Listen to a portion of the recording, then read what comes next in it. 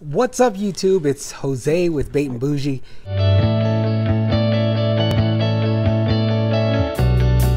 And I've got a different style of video to do for you guys today. It's actually a instructional video. And I was on the fence about doing this. I was requested to do it.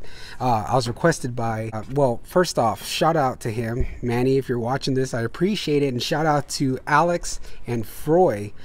They requested this, so I appreciate you guys watching and I appreciate you guys commenting on my videos, man. I appreciate the love.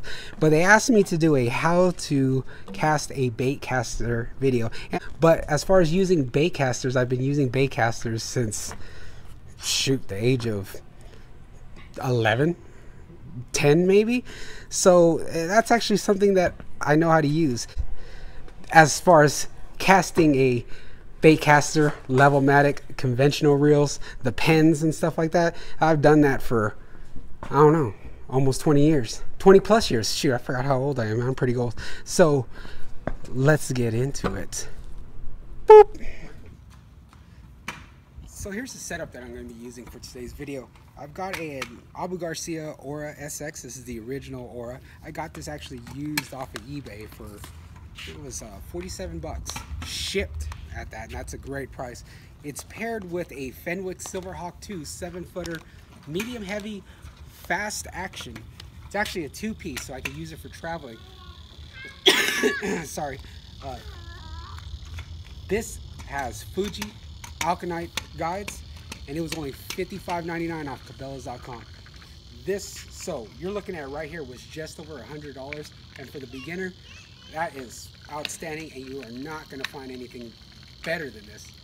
My personal opinion, for $100 bait casting setup for the beginner. This is only going to last me through my beginner times, but into my more advanced times. I mean, I really don't see myself spending much more than this unless I start getting into the hundreds of dollars, which I don't see myself doing.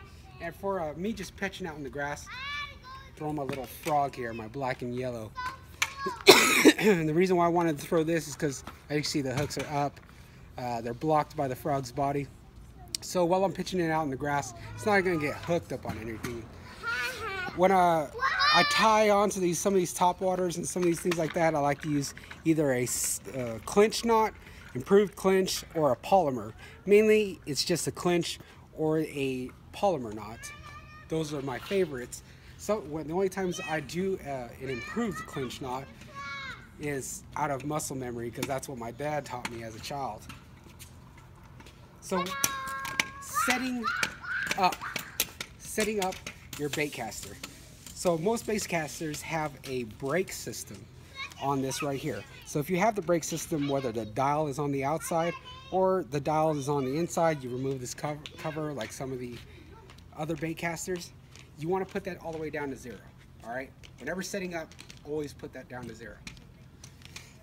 The cast control, you want to always set the cast control for the lure that you have set up here. So have about 18 inches, doesn't need to be exact. Set it up there and it drops. Do that again, set it up here and it drops. See how fast that drops? That's not what you want. So I'm going to have it up here. I'm going to tie it, righty-tighty, lefty-loosey, and let's see where it drops. Still too fast. Again, tighten it a little bit. A little better. Tighten it again. Right there, that's exactly what I want. Not too fast, not too slow. A little bit slower for my likings, but as I said, I'm a beginner myself. So when you have that set on your braking systems, you want to put it at half. All right, so if it goes up to 6, put it on 3. If it goes up to 10, put it on 5. Close your cover, your dial, whatever, and now you're done setting up your baitcaster. When casting, where do you put your thumb, right? See, some people leave their thumb off, putting their thumb here. For me, when I press down on that and it's in free spool, I like to keep my thumb in right there at the corner. All right, that's the way I was taught, and that's the way I like to do it. I keep it right there so I know the right amount of pressure to see. So when I have what is called, well, see, I have a little bit of residue there stuck from this weekend. but it wears out right there.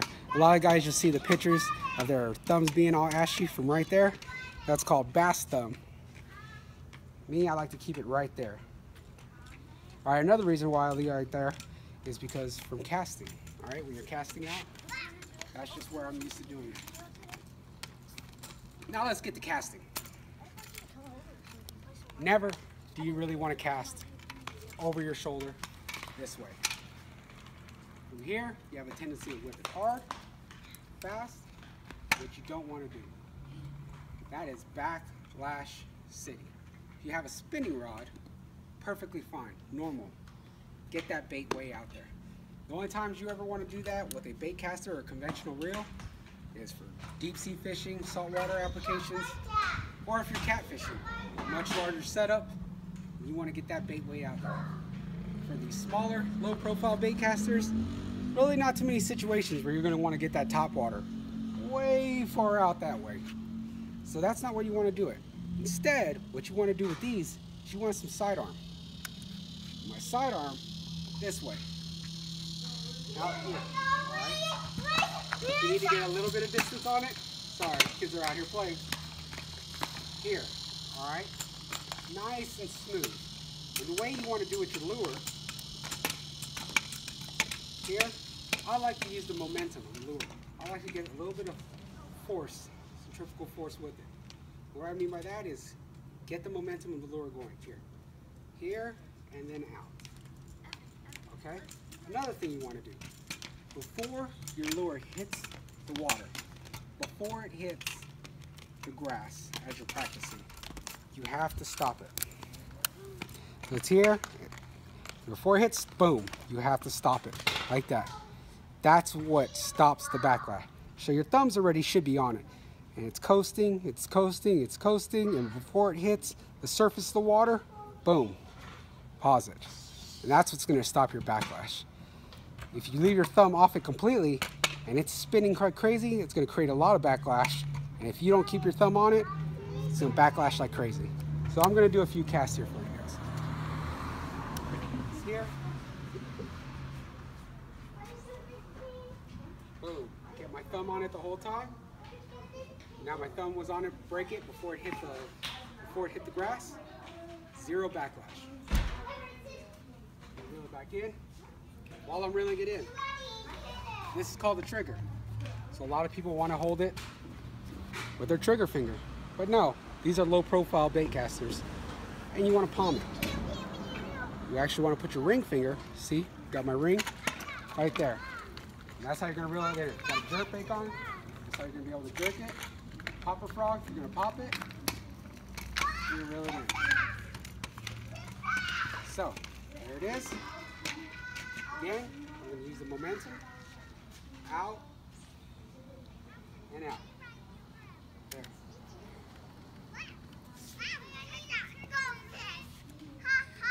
Again, out. Now stop. Now I want to show you guys what happens if you don't control the spool and you don't stop it before it hits the surface.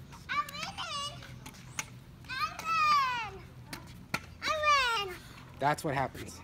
Backlash. And how do you get a backlash out? Still controlling it, because if you're out there and you don't have your thumb on it and you're just pulling on it, it's going to get more backlash. So keeping your thumb on it, you're going to pull all this excess line out.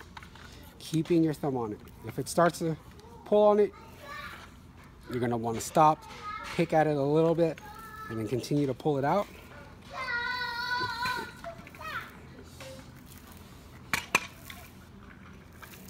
Just like that, until it's all completely out. All right, don't be lazy and not get every single loose piece of line out. And you'll know when it's all about, because the spool will be tight again. And that's it. When reeling it back in, I like to hold it here, just like that, keeping some tension on it.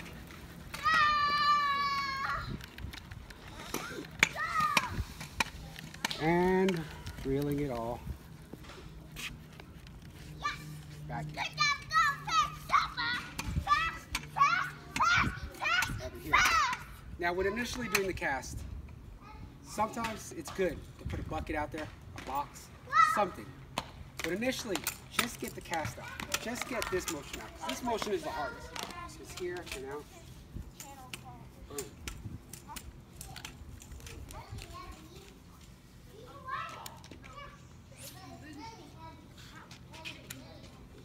Just get that smooth, fluid. It should be fluid. And then you can eventually start aiming for stuff.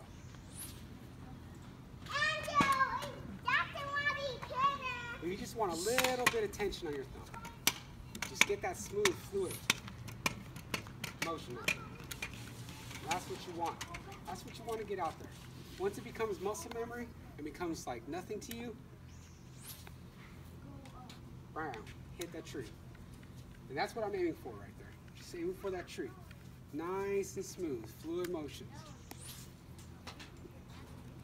Back and forth.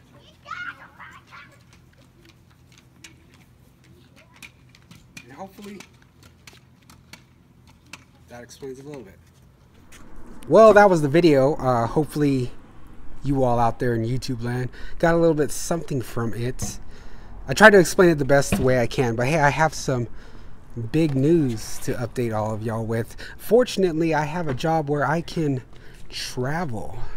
So next week I am going to be 30 miles north of Houston, and I'm looking forward to doing a little bit of fishing while I'm out there. If you have any recommendations for me, then let me know. Also, the week after that, I'm going to be back in New Mexico. I'm going to be in the Carlsbad area, so I'm going to be looking up to doing the, I think it's called 6 Mile Dam. And then they have Brantley State Park. Carlsbad has lakes, all kinds of stuff out there. So I'm going to be looking to getting my bass on, my striped bass on out there. And so more videos to be pumped out. I'm going to do whatever I can to help you out. If you have any more recommendations for me, hit me up. As always, thank you for watching.